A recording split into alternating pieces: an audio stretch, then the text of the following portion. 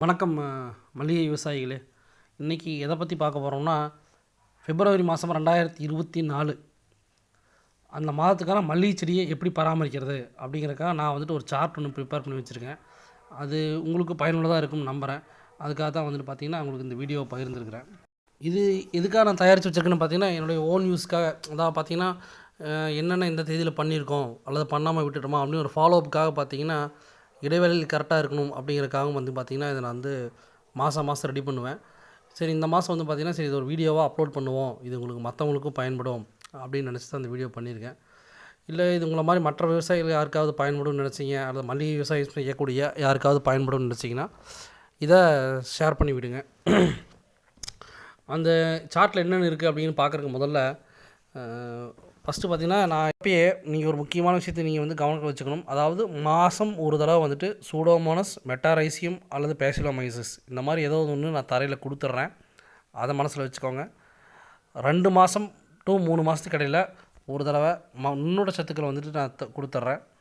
அதாவது நுண்ணூட்ட சத்துக்கள் அப்படின்னா zinc, Feroz, copper, sulphur, magnesium அந்த மாதிரி எல்லா நுண்ணூட்டச்சத்துக்கும் தனித்தனியாக வாங்கி நான் கொடுத்துருவேன்.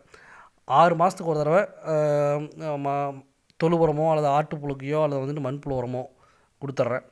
இந்த அடிப்படையில் வச்சு தான் இந்த வீடியோ ஃபுல்லாகவே நான் ப்ரிப்பேர் பண்ணியிருக்கிறேன். இந்த சார்ட்டையும் ரெடி பண்ணியிருக்கிறேன். இதில் நான் ஃபஸ்ட்டு பார்க்க போகிறது பார்த்திங்கன்னா 1/2/2024 அந்த தேதி பார்த்திங்கன்னா, நான் நோ ஒர்க் அப்படின்னு தான் ப்ரிப்பேர் பண்ணி வச்சுருக்கிறேன். ஏன்னா அந்தன்னைக்கு எந்த வேலையும் விவசாயம் சம்மந்தமான எந்த வேலையுமே நான் அந்தன்னைக்கு செய்ய போகிறதில்ல. இது மல்லிகைக்கு மட்டும் இல்லை, எல்லா பயிர்களுக்குமே இது கொஞ்சம் பொருந்தி வரும். இந்த தேதியில் முடிஞ்ச வரைக்கும் இந்த கவாத்து செய்கிறது, புதுசாக பயிர் நடுறது, எஸ்பெஷலி புதுசாக விதை விதைக்கிறது, இந்த மாதிரியான காரியங்களை இந்த தேதியில் தவிர்த்துறது நல்லது. இது மாதம் இந்த டேட் மாறும்.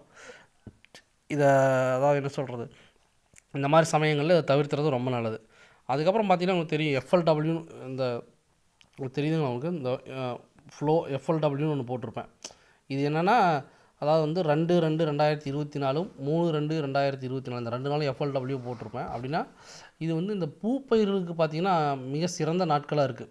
அதாவது பூப்பயிர்களுக்கு மீது தண்ணி பாய்ச்சறக்கோ அல்லது மருந்து தெளிக்கிறக்கோ நல்ல நாளாக இருக்குது. அதனால் இந்த எஃப்எல்டபிள்யூ அப்படின்னு இப்போ மார்க் பண்ணி வச்சுருக்கேன். இந்த மாதிரி இந்த பூப்பயிர்களுக்கு ஏற்ற நாட்கள் அப்படின்னு பார்த்திங்கன்னா இதே மாதத்தில் 19/2/2024 வருது, 20/2/2024 வருது. அதே மாதிரி 29/2/2024 இந்த 1 2 3 4 5 நாள் பார்த்திங்கன்னா இந்த பூப்பயிர்களுக்கு ஏற்ற நாட்கள். இந்த நாட்களில் பார்த்திங்கன்னா ஏதாவது ஒரு செடிகள் மேலே தெளிக்கலாம். அதாவது பஞ்சகாவியம், மீனமிலம், பூச்சி விரட்டி, என்ன எதை கூட நாம் கொடுத்தாலும் அந்த செடி இந்த தேதியில் கொடுக்குறப்ப நல்லா எடுத்துக்கும் அப்படின்னு நிறையா பேர்த்தால் நம்பப்படுது. நானும் கொஞ்சம் ஃபாலோ பண்ணிகிட்ருக்கிறேன். நீங்களும் முடிஞ்சால் இந்த தேதியில் குறித்து வச்சுக்கிட்டு ட்ரை பண்ணி பாருங்கள். அடுத்தது பார்த்திங்கன்னா பாசனம், தண்ணீர் கொடுக்குறது. இந்த தண்ணீர் கொடுக்குறது பார்த்திங்கன்னா நான் பொதுவாக இந்த மாதிரி சீசனில் 10 நாளைக்கு ஒருக்கா தண்ணி கொடுக்குறது வழக்கம். அதன்படி பார்த்திங்கன்னா 3/2/2024 அந்த அன்றைக்கி பார்த்திங்கன்னா நான் பிளான் பண்ணிக்கிறேன்னா புண்ணாக்கு கரைசல் ப்ளஸ் மீன் அமிலம் கொடுக்குறேன். இந்த புண்ணாக்கு கரைசல் அப்படிங்கிற பார்த்திங்கன்னா கடலை புண்ணாக்கு, எள்ளு புண்ணாக்கு, தேங்காய் புண்ணாக்கு, கடுகு புண்ணாக்கு, இந்த மாதிரி புண்ணாக்குகளை ஒரு வாரத்துக்கு முன்னாடி ஊற வச்சு ட்ரம்மில் ரெடி பண்ணி வச்சுட்டு அதை பாசன நீரில் கலந்து கொடுக்குறது தான் இந்த புண்ணாக்கு கரைசல். அது கூட பார்த்திங்கன்னா மீன் அமிலம் கொடுப்பேன். அதாவது மீன் அமிலம் இல்லாதவங்க என்ன பண்ணலான்னா அசோஸ்பைரிலம் கொடுக்கலாம். அல்லது நீங்கள் வேறு ஏதாவது தலைச்சத்து அதிகமாக கொடுக்கக்கூடிய எந்த பொருள் வச்சுருக்கீங்களோ அதை கூட ட்ரை பண்ணி பாருங்கள். இது முழுக்க எனக்காக நான் தயார் பண்ணது ஒரு வீடியோ, உங்களுக்கும் பயனாக இருக்கும் அப்படிங்கிறக்காக நான் போட்டிருக்கேன். அதே மாதிரி அடுத்தது பார்த்திங்கன்னா அடுத்ததாக நீர் பாய்ச்ச போகிறது பார்த்திங்கன்னா கரெக்டாக ஒரு 10 நாள் கழிச்சு 3ஆம் தேதி நீர் பாய்ச்சணும். அடுத்து பார்த்திங்கன்னா 9ஆவது நாளே பாய்ச்சுற மாதிரி இருக்கும். ஏன்னா அந்த அன்றைக்கி பார்த்திங்கன்னா அதுக்கு அடுத்த நாள் கொஞ்சம் வேறு சில ஒர்க்கு நாட்கள் சரியில்லை. அதாவது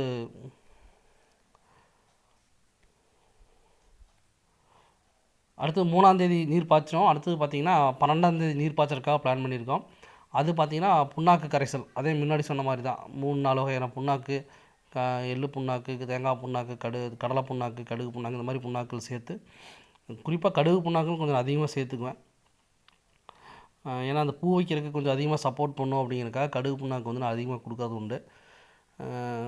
அதில் பார்த்திங்கன்னா அது கூட இஎம் சொல்யூஷன் அப்படின்னு சொல்லிட்டு ஒன்று இருக்குது, மேப்பிள் அப்படிங்கிற கம்பெனியில் வருது. அதை வாங்கி நாம் தயார் பண்ணி வச்சுருக்கோம். அந்த இஎம் கொடுப்போம். இஎம் இல்லாதவங்க பாஸ்போ பாக்டீரியா கொடுக்கலாம். நல்ல ரிசல்ட் வரும். அதாவது அதே வேலையை தான் கிட்டத்தட்ட அது செய்யும். அதாவது இந்த எப்படி நம்ம அசோஸ்பைரிலம் வந்துட்டு தலைச்சத்தை நிலைநிறுத்துமோ அதே மாதிரி பாஸ்போபாக்டீரியா வந்துட்டு பார்த்திங்கன்னா பாஸ்பரஸை நிலைநிறுத்தக்கூடிய வேலையை செய்யும். அடுத்ததாக வந்து தண்ணி பாய்ச்சறதுக்காக வந்துட்டு கரெக்டாக 10 நாள் கழித்து பிளான் பண்ணி வச்சுருக்கோம். அது பண்ணி பார்த்திங்கன்னா 23 அன்றைக்கி பிளான் பண்ணி வச்சுருக்கு. அது பார்த்திங்கன்னா அது இதே மாதிரி தான் புண்ணாக்கு கரைசலோடு சேர்த்து பார்த்திங்கன்னா பொட்டாஸ் பாக்டீரியா கொடுக்குறோம். புண்ணாக்கு கரைசல் பொட்டாஸ் பாக்டீரியா கொடுத்துட்றோம். இந்த பொட்டாஸ் பாக்டீரியா கொடுக்குறது முக்கியம் இல்லை, நம்ம முடிஞ்ச வரைக்கும் பார்த்திங்கன்னா ஒரு மாதத்துக்கு ஒரு தடவையாவது வந்துட்டு ஒரு கைப்பிடி அளவுக்கு சாம்பல் எடுத்துகிட்டு போய் நம்ம எல்லா செடிகளுக்குமே வந்துட்டு ஒவ்வொரு செடிக்கு ஒரு கைப்பிடி போடுறது ரொம்ப பயன் தரும். அநேகமாக சாம்பலுடைய பயன்பாடுகள் என்ன அப்படிங்கிற பற்றி அடுத்த ஒரு வீடியோ போடலான்னு இருக்கோம். நம்ம சேனலை சப்ஸ்கிரைப் பண்ணி வச்சுக்கோங்க, ஃபாலோ பண்ணுங்கள். இது வந்து நீர்ப்பாசனம் எப்படி செய்யணும் அப்படிங்கிறக்காக இந்த 3 மெத்தடு, அதாவது சிம்பிளாக சொல்லணுன்னா 3ஆம் தேதி, 11ஆம் தேதி, 23ஆம் தேதி இந்த 3 நாளும் பார்த்திங்கன்னா நீர்ப்பாசனத்துக்காக வந்து பிளான் பண்ணியிருக்கோம்.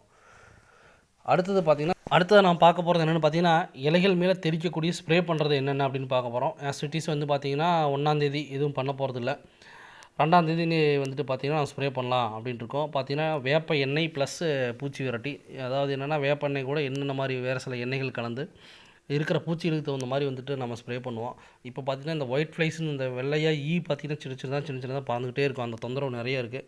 அதுக்கு தகுந்த மாதிரி வந்துட்டு கற்பூரம் அந்த மாதிரி கற்பூர கரைசல் அந்த மாதிரி ஏதாவது பிளான் பண்ணியிருக்கு. கற்பூரத்தை கரைச்சி ஸ்ப்ரே பண்ணுறது அப்படிங்கிற மாதிரி பிளான் பண்ணியிருக்குது இந்த தடவை ஸ்ப்ரே பண்ணுறதுக்கு. அடுத்த தடவை என்ன வருது அப்படிங்கிற பூச்சிகளுக்கு தகுந்த மாதிரி பண்ணிக்கலாம் அப்படின்னு சொல்லிட்டு அந்த டைமுக்கு தகுந்த மாதிரி வழக்கமாக வேப்பெண்ணெய், புங்கெண்ணெய், யூக்ரோட்டஸ் ஆயில் எது கிடைக்குதோ அந்த எது வந்து தேவைப்படுதோ அல்லது அதுக்கு தகுந்த மாதிரி வந்துட்டு வேப்பெண்ணையோடு கலந்து ஸ்ப்ரே பண்ணுவோம். பூச்சி கட்டுப்பாட்டுக்கு நல்லா சிறப்பாக வேலை செய்யுது. அடுத்து பார்த்திங்கன்னா இந்த அரப்புமோர் கரைசல் என்றைக்கு அடுத்து அந்த வாரத்திலே வந்து ஸ்ப்ரே பண்ண போகிறோன்னு பார்த்திங்கன்னா 7/2/2024 பார்த்திங்கன்னா அரப்புமோர் கரைசல் ஸ்ப்ரே பண்ணுறோம். அரப்புமோர் கரைசல் எதுக்காக ஸ்ப்ரே பண்ணுறோம் அப்படிங்கிற விஷயத்தை அதோட இம்பார்ட்டன்ஸ் என்ன அப்படிங்கிறத நான் 2 வீடியோ போட்டிருக்கேன் சேனலில், செக் பண்ணி பார்த்துக்கோங்க. அதுக்கு அடுத்த நாளே அதாவது வந்து பார்த்திங்கன்னா 8/2/2024 பார்த்திங்கன்னா அதே தான் வேப்பெண்ணெய் கரைசலோடு சேர்த்து மற்ற சில பூச்சி வரட்டிகள் எது தேவையோ அதை கலந்து ஸ்ப்ரே பண்ணுறது. இந்த தடவை பார்த்திங்கன்னா ஒரு 6 நாளைக்கு ஒருக்கா ஸ்ப்ரே பண்ணலாம் அப்படின்னு முடிவு பண்ணியிருக்கு. அதன்படி பார்த்திங்கன்னா 14/2/2024 லவ்வர்ஸ் டே அன்னைக்கு பார்த்திங்கன்னா நீம் ஆயில் வேப்பெண்ணெய் ப்ளஸ் பூச்சி வரட்டி அதே தான் வச்சுக்கோங்களேன் ஸ்ப்ரே பண்ணுறோம். அடுத்ததாக பார்த்திங்கன்னா 20/2/2024 ஒருக்கா ஸ்ப்ரே பண்ணுறோம். 26/2/2024 அதோட ஸ்ப்ரே பண்ணி இந்த மாதத்தோட சார்ட்டு முடிஞ்சிச்சு. அடுத்த மாதத்தோட சார்ட்டு வந்து கொஞ்சம் அட்வான்ஸாக ப்ரிப்பேர் பண்ணுற மாதிரி இருக்கும். ஏன்னா 1 2 3 4 நாள் தான் இருக்குது. 5 6 அடுத்த மாதம் 2ஆம் தேதியே வந்து பிளான் பண்ணுற மாதிரி இருக்குன்னு வச்சுக்கோங்களேன். இது வந்து பூச்சி விரட்டிக்கு இடாது. இடையில டைம் கிடைக்கிறப்ப மீனமிலமோ, ஈயமோ அல்லது பஞ்சகாவியமோ, கடலை புண்ணாக்கு கரைசலோ எது இருக்குமோ அது டக்குனு அந்த டைமுக்கு எது கிடைக்குமோ அதை பார்த்து ஸ்ப்ரே பண்ணுறது வழக்கம். எப்படி இடையில ஒரு தடவை கடலை புண்ணாக்கு கரைசல் ஸ்ப்ரே பண்ணுவேன், மீனமிலம் ஸ்ப்ரே பண்ணுற வாய்ப்பு இல்லை, ஈயம் இருந்ததுன்னா ஈயம் ஒரு தடவை ஸ்ப்ரே பண்ணுவேன். இப்போ தனித்தனியாக பார்த்தாச்சு. அதாவது இந்த நோ ஒர்க்குங்கிற போட்டிருக்கான அர்த்தம் என்ன, அதே மாதிரி ஃப்ளவர்ஸ் அப்படின்னு FLW போட்டிருக்கான அர்த்தம் என்னென்னு பார்த்தாச்சு. தண்ணியில் என்ன கலந்து விடுங்கிறத பார்த்தாச்சு. ஸ்ப்ரேயிங்கில் என்ன கொடுக்க போகிறோங்கிறத பார்த்தாச்சு. அதுக்கடுத்து ஜென்ரலாக இதை பற்றி சொல்லிவிட்டேன். மாதத்துக்கு ஒரு தடவை என்ன கொடுக்கணும், 2 மாதத்துக்கு ஒரு தடவை என்ன கொடுக்கணும், 6 மாதத்துக்கு ஒரு தடவை என்ன கொடுக்கணும் அப்படின்னு நான் இது வரைக்கும் என்ன பண்ணியிருக்கேன் அப்படிங்கிறதையும் சொல்லியாச்சு. ஓரளவுக்கு எல்லாமே இந்த ஏரியாவில் கவர் பண்ணிட்டேன்னு நினைக்கிறேன். இதை வந்துட்டு உங்களுக்கு பயன்படும் அப்படின்னு நினச்சினாலும் ஃபாலோ பண்ணிக்கோங்க. அல்லது வந்துட்டு உங்களை மாதிரி உங்களுக்கு தெரிஞ்ச மளிகை விவசாயி யாராவது இருந்தாங்க அவங்களுக்கு இது யூஸ்ஃபுல்லாக இருக்கும்னு நினச்சிங்கனாலும் சரி அதை அனுப்பிச்சி வைங்க. இப்போ நிறைய பேர்த்துக்கு என்னென்னா நம்ம இது வந்து கரெக்டாக டைமுக்கு கிடைக்க வேண்டிய ஒரு வீடியோ. உதாரணம் நாளைக்கு வந்து February 1 அப்படிங்கிறப்போ இன்றைக்கி இந்த வீடியோ போட்டிருக்கோம். இது உங்களுக்கு தெரியணும், நம்ம சப்ஸ்கிரைபர் யாருக்காவது வந்து போட்டது தெரியாமல் போயிடுது அப்படின்னு நினச்சிங்க அப்படின்னா தயவு செஞ்சு வந்துட்டு நோட்டிஃபிகேஷன் ஒரு பட்டன் இருக்கும். அதே மாதிரி நம்ம சேனல் அடிக்கடி செக் பண்ணி பாருங்கள் ஏதாவது வீடியோ இருக்குன்ட்டு. இந்த கரெக்டாக மாதம் கடைசி அந்த மாதிரி சமையல் செக் பண்ணி பாருங்கள், போடுவோம்.